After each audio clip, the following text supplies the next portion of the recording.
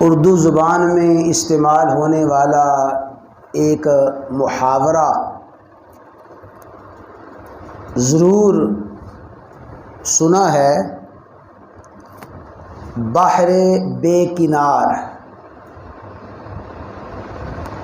وہ سمندر جس کا کنارہ کوئی نہیں ہے، جس چیز کی کوئی حد نہ ہو، کوئی انتہا نہ ہو،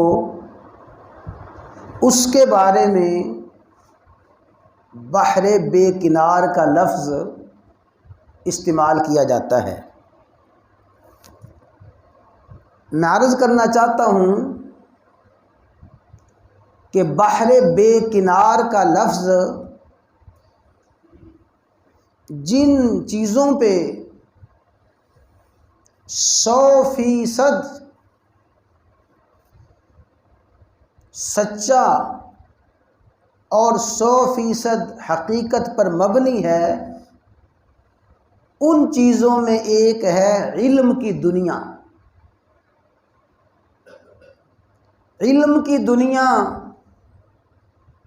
سیکھنے سکھانے کی دنیا،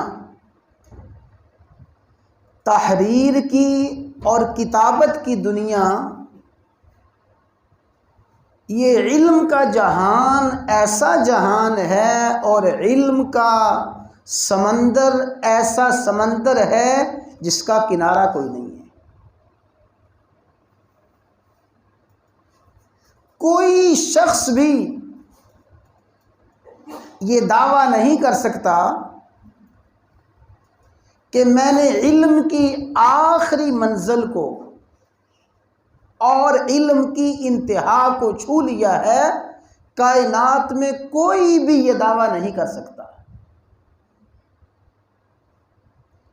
اس لیے ہمارا ایمان ہے کہ اللہ کی پوری مخلوق میں سب سے زیادہ علم والی شخصیت، سب سے زیادہ علم والی ہستی،